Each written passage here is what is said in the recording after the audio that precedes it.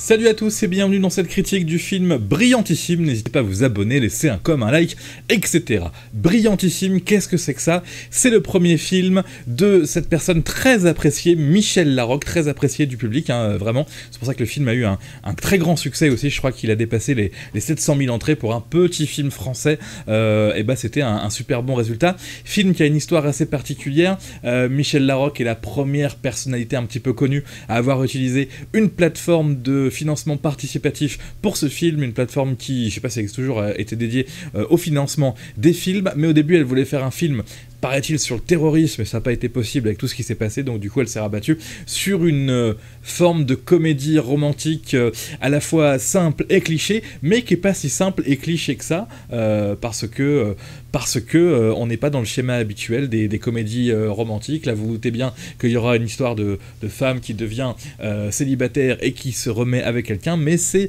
moins cliché que ce qu'on a l'habitude de voir par rapport au fait que Michel Larocque est une actrice, comment dire, c'est pas le cliché de l'actrice de comédie romantique, et ça c'est très très bien. On est loin du cliché habituel où on va vous mettre une petite actrice de 22 ans qui tombe sous le charme d'un acteur confirmé de 58 ans. Là au moins c'est moderne de ce côté-là. Je lisais ce qui avait marqué sur l'affiche: larguée, déprimée, mais brillantissime. Donc son mari la quitte, elle est un petit peu déprimée, et là du coup elle va voir un psy, elle va voir sa meilleure amie, et nous aurons autour de ça quelques péripéties. Alors oui, c'est pas le film de l'année, c'est pas la plus grosse structure narrative possible, mais franchement, ça se laisse regarder, c'est sympathique, et honnêtement, ça mérite malgré tout ce succès avec plus de 600 000 personnes qui sont allées le voir au cinéma. En même temps, il faut dire aussi que niveau casting, elle s'est très bien débrouillée, Michel Larocque. Je savais pas que c'était quelqu'un qui avait autant de facilité que ça au niveau relationnel dans le cinéma, mais elle a réussi à avoir Cadmerade, Gérard Darmon, Pascal Elbé, Rosie de Palma, et puis Marthe Vidalonga qui fait une petite apparition. Donc pour le coup, j'ai oublié Françoise Fabian. Vraiment, c'est presque un film choral du coup, avec tous ces acteurs français qui représentent quelque chose, et ça explique aussi ce gros succès au cinéma pour un petit film français.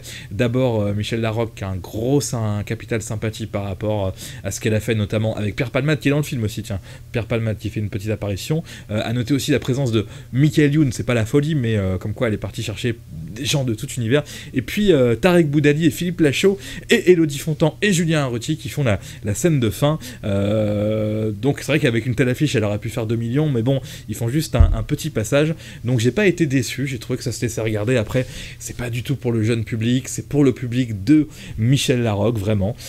Public de Michel Larocque, je dirais, c'est un peu cliché ce que je vais dire, mais on est sur la femme d'aujourd'hui qui a quand même passé la trentaine, je pense, mais en tout cas ce film peut être regardé aussi par les jeunes femmes, parce que il y a la vraie fille de Michel Larocque qui joue dans le film, qui a un rôle assez mignon et assez intéressant, mais surtout, on dira ce qu'on veut de Michel Larocque, moi je l'aime pas spécialement, mais je trouve qu'elle arrive à nous faire une comédie romantique, enfin pas romantique, mais une sorte de comédie romantique, tout en ayant un certain âge, hein, il faut le dire, et on sait que c'est pas facile pour les actrices françaises ou internationales d'exister après un certain âge, et elle arrive à être vraiment à la fois extrêmement belle, extrêmement forte, et puis aussi avoir la fragilité de son personnage. Donc franchement, c'est ça aussi que j'ai trouvé beau et intéressant dans ce film. Voilà pour moi ce que j'en ai pensé.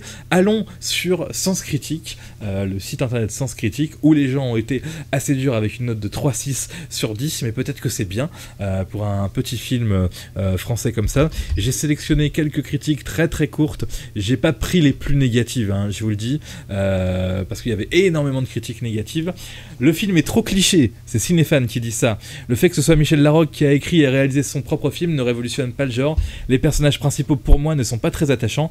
Je mets 5 sur 10 car l'histoire a beau être cliché, elle est tout de même juste crédible. Alors c'est intéressant ce que dit la personne, faut quand même revenir sur un détail, le fait que ce soit Michel Larocque qui a écrit et réalisé, en vrai elle a pas écrit tant que ça le scénario, elle s'est bien fait aider par Benjamin Morgan et Lionel Dutemps qui sont les anciens auteurs des Guignols, période je dirais 2000, enfin non peut-être aller 2010-2015, enfin Lionel Dutemple était avant, donc franchement il y a beaucoup de vannes qui sont bonnes dans le film, qui sont discrètes, qui passent bien, qui sont pas de l'humour type Michel Larocque, qui sont de l'humour type jeune d'aujourd'hui, parce que Benjamin Morgan est quand même jeune, en tout cas il a été, enfin voilà, il a été au top de son succès d'auteur il y a pas longtemps.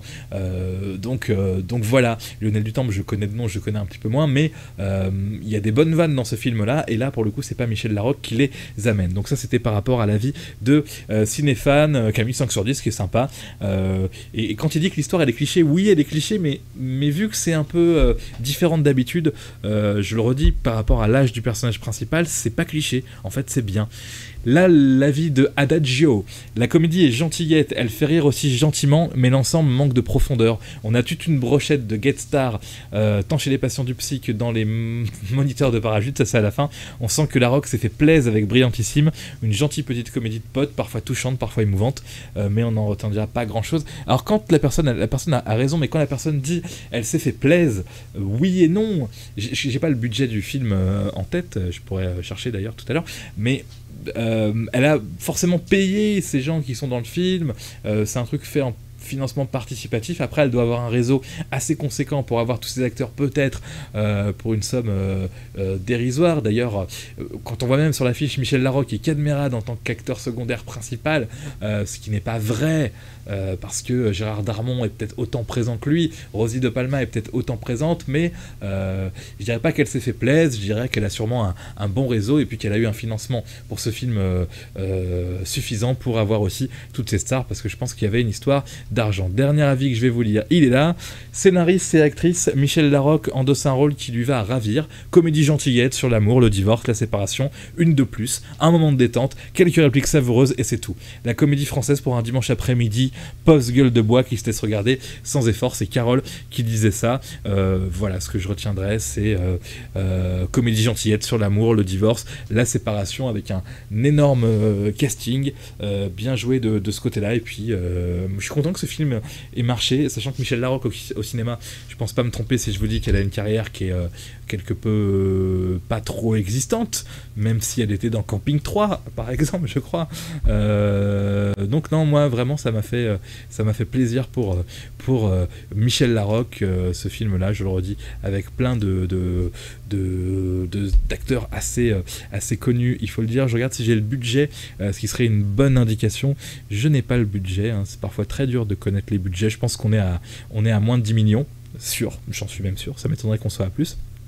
Et un truc que j'ai pas dit aussi, c'est que le film se déroule à Nice. Encore une fois, je le redis, je le dis souvent, c'est pas si fréquent que ça les films qui se déroulent ailleurs qu'à Paris. Le film à la fin est dédié à la ville de Nice.